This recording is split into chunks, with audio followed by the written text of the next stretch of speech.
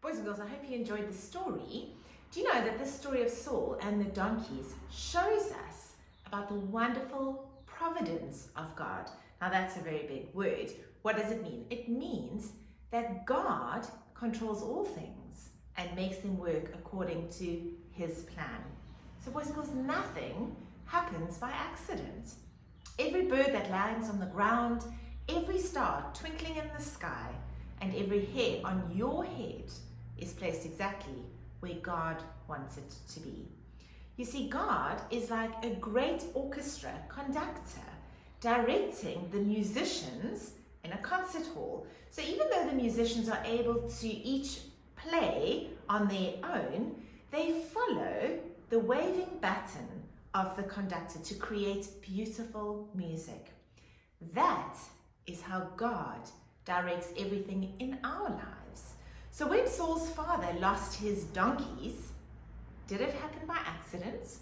No ways.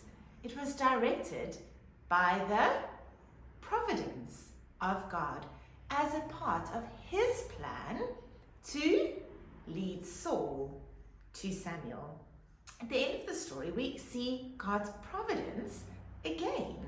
Did you notice how God controlled the casting of the lots so that Saul was the man chosen? So although it looked like it happened by chance, God is so powerful that he controls everything, even the casting of lots. So boys and girls, when a prophet of God anointed a man to be king, he would pour oil on him. I know that seems quite strange, but that's what they did. The oil was a symbol that God's blessing, his favor, and his spirit were upon that man.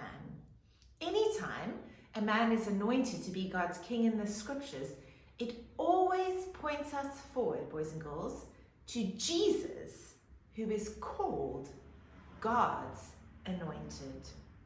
Even though Israel was rejecting God and wanted a king for all the wrong reasons, God could still work to use that for his good. And later, we will see that God used their new king Saul to defeat the Philistines and to save God's people.